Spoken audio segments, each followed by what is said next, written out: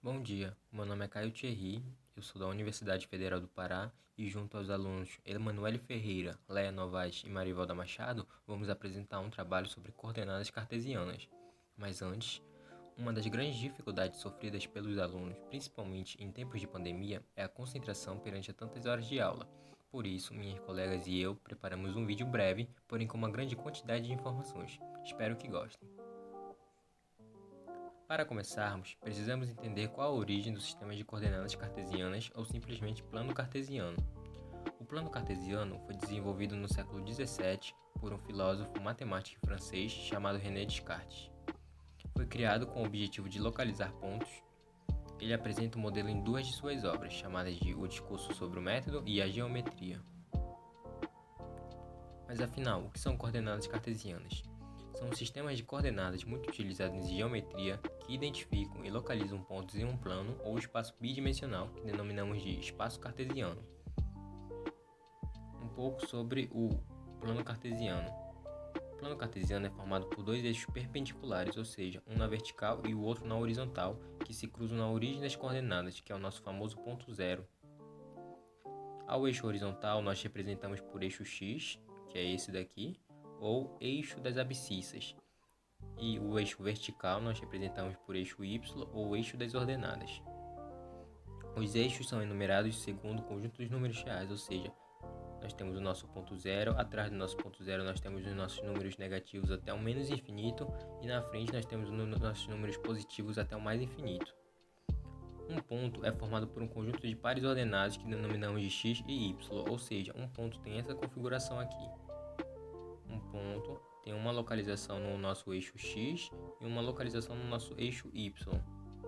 Ou seja, vai ter um número aqui no eixo x, pode ser positivo ou negativo, no nosso eixo y. E quando cruzamos os dois representantes, nós vamos obter um ponto, que é o nosso ponto P. Agora, o que são quadrantes? Quando os pontos não estão localizados sobre o plano, estão em uma região denominada de quadrantes. Estão divididos em 4 e são contados a partir do sentido anti-horário. Por exemplo, nós temos aqui o nosso primeiro quadrante. No sentido anti-horário, nós temos o nosso segundo quadrante, continuando o terceiro quadrante e, por fim, quarto quadrante. Todos os quadrantes, todos os pontos que estiverem sobre em cima de um quadrante, eles terão uma configuração. Por exemplo, aqui no primeiro quadrante, nós temos que o nosso x é maior ou igual a zero e o nosso y é maior ou igual a zero, ou seja, qualquer ponto que esteja localizado no primeiro quadrante, ele vai ser positivo para o x e positivo para o y, ou seja, nosso ponto vai ser positivo. Agora, no segundo quadrante, nós temos o nosso x menor ou igual a zero e nosso y maior ou igual a zero, ou seja, nosso x vai ser negativo e nosso y vai ser positivo. Nós vamos ter um ponto com essas configurações. No nosso terceiro quadrante, nós temos o nosso x menor ou igual a zero e nosso y também menor ou igual a zero.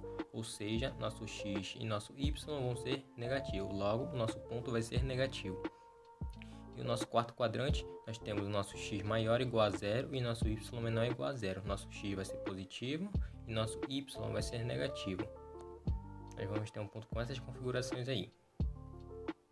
Ok. Visto isso, vamos aprender na prática a localizar pontos no plano cartesiano.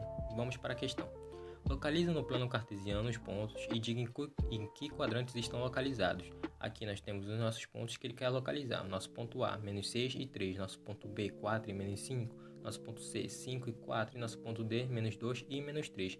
Não se esqueçam que um ponto tem esta configuração aqui. Ele tem uma localização no nosso eixo X e uma localização no nosso eixo Y. Quando nós juntamos, nós temos nosso ponto. Então, vamos para a questão. Aqui nosso plano cartesiano e vamos identificar os nossos pontos e dizer em qual quadrante eles estão localizados. Vamos lá. Nosso ponto A, menos 6 no eixo X e 3 no eixo Y. Juntando os dois com um ponto, nós temos o nosso ponto A localizado sobre o segundo quadrante. Nosso ponto B, que é 4 no eixo X e menos 5 no eixo Y. Unindo os dois com um ponto, nós temos o nosso ponto B localizado sobre o quarto quadrante. Nosso ponto C, 5 no X e 4 no Y. Unindo os dois com um ponto, nós temos o ponto C localizado sobre o primeiro quadrante e, por fim, o nosso ponto D, que é menos 2 localizado no X e menos 3 no Y. Nós temos o nosso ponto D, que está localizado no terceiro quadrante. Ok.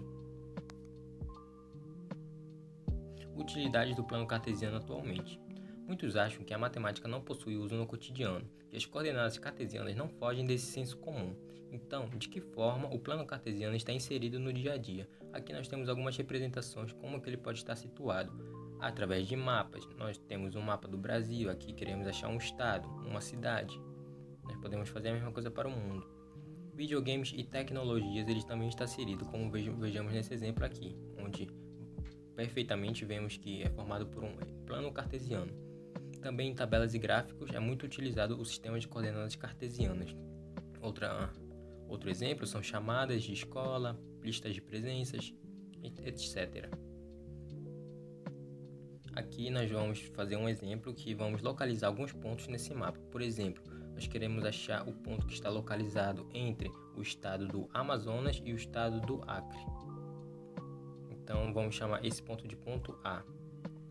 Aqui vejamos bem, sempre começamos pelo eixo X, então nós queremos achar esse ponto aqui.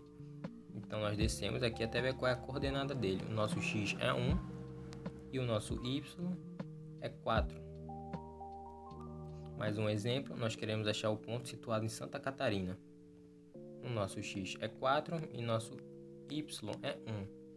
Então, vamos chamar de ponto B, é 4 e 1. Percebam que a ordem altera sim o que nosso resultado. Por exemplo, nós vejamos aqui que o nosso X vale 1 e aqui ele vale 4. Se invertermos, ia ficar de um jeito totalmente diferente. Então, precisamos respeitar a ordem.